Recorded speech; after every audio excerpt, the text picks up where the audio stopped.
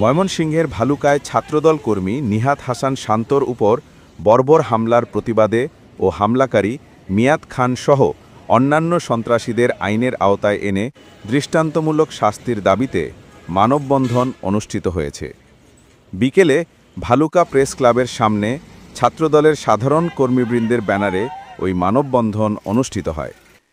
এ সময় বক্তারা বলেন, দ্রুততম সময়ের মধ্যে সন্ত্রাসীদের গ্রেফতার করে ছাত্রদল থেকে তাদেরকে বহিষ্কার করতে হবে। এ সময় বক্তব্য রাখেন পূর্ব ভালুকা ফাজিল মাদ্রাসার ছাত্রদলের সহসভাপতি মাহাদি হাসান, শহীদ স্মৃতি বিএম কলেজ ছাত্রদলের সভাপতি সাগর খান, রামপুর ফাজিল মাদ্রাসার সাংগঠনিক সম্পাদক তাইব মিয়া, উপজেলা ছাত্রদল নেতা মেহেদি খান।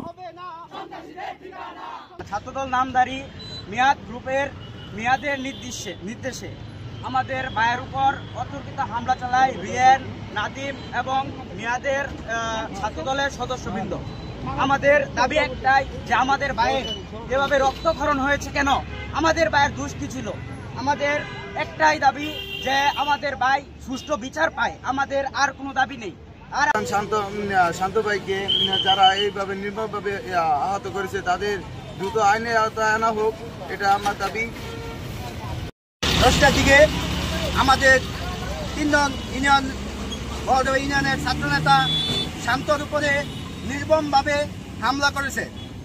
তারা নামধারী ছাত্রদলের নামধারী ক্যাডার বাহিনী যারা এই ঘটনা ঘটাইছে তাদেরকে বিচারের আওতায় আনতে হবে এবং বাংলাদেশ জাতীয়তাবাদী ছাত্রদল কখনো সন্ত্রাসীর প্রশ্রয় দিবে না। আমরা বাংলাদেশ ছাত্রদল কখনো সন্ত্রাসীর মোকাবেলা করব। বাংলাদেশ ময়মনসিংহ দক্ষিণ জেলা ছাত্রদলের সভাপতি ও সাধারণ সম্পাদক রাকিব ভাইকে ও জেলা সেন্টার ছাত্রদলের সভাপতি এবং সাধারণ সম্পাদক তাদেরকে দৃষ্টি আকর্ষণ করছি এবং কি দল থেকে সাংগঠনিক ব্যবস্থা নেওয়ার জন্য আহ্বান জানাচ্ছি।